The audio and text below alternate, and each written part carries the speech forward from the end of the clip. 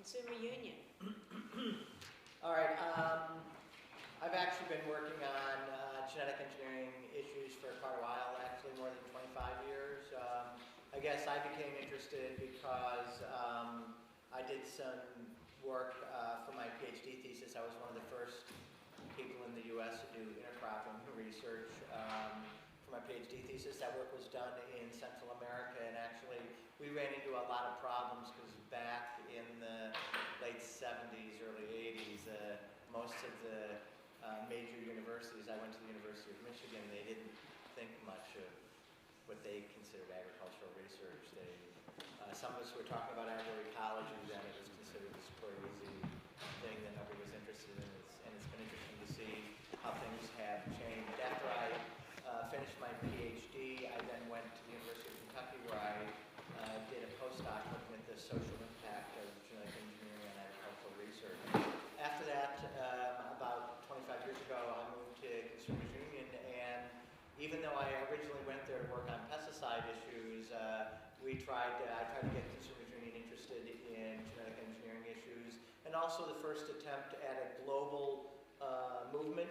There's Consumers Union is part of a global organization of consumer organizations that's called Consumers International that has 250 members in 110 countries, and actually in the mid-'80s there was one attempt to jumpstart a global movement on genetic engineering because representatives from various sort of movements, there was the Infant Baby Food Action Network, those folks, the Pesticide Action Network, the people that were working on germplasm, all of us were concerned about genetic engineering because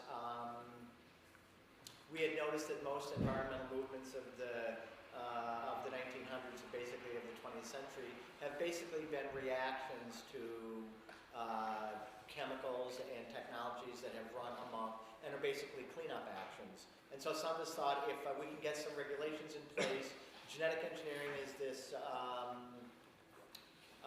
train coming down the tracks, and maybe if we can either stop or get regulations in place, we won't be talking 20 or 30 years from now about having to clean up the damages caused by this technology.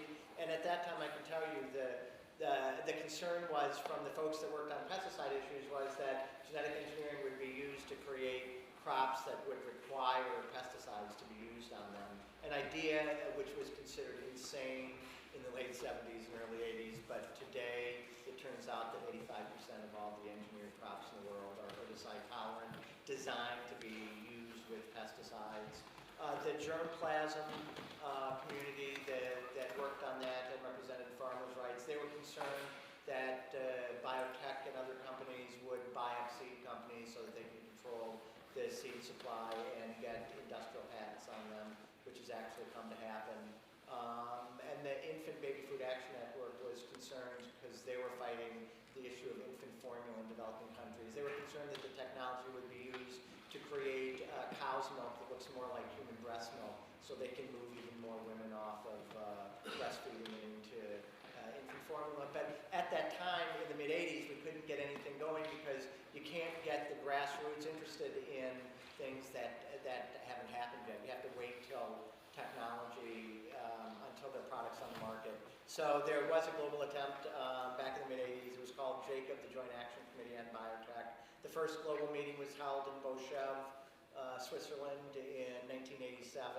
And I then started working on bovine growth hormone, ultimately got Consumers Union to get interested in genetic engineering. And we've been fighting not only at the US level, but globally. There's through the UN, the Food Standard Setting Organization of the UN is called Codex Alimentarius. It's a joint World Health Organization, Food and Agriculture Organization entity. It was an obscure part of the UN food system, but then when the World Trade Organization was set up in 1996, it turns out that if there are global trade challenges that have to do with food, that the standards and things that exist at Codex are considered to be trade neutral. So they're the gold standard, as it were. And we've actually worked at the global level to get standards through at Codex that are actually very strict on genetic engineering. We've actually working with not only the global consumer movement and farmer movements, but with many progressive countries, there is actually a global agreement that there there should be required testing for genetic engineering. And actually right now, almost half the world's countries actually require labeling. So the US is behind the ball, and we still are trying to work here to get regulations so that genetically engineered crops have to be tested for safety before they're allowed on the market. There's a global agreement, though, that that should actually happen. So the U.S. is actually not consistent with what's happening globally. So I work at both the global and the local and other levels, and we do what we can. And I think there's actually a chance to get legislation moving here in New York and potentially nationally as well on these issues. I'm going to ask for a quick definition of genetically modified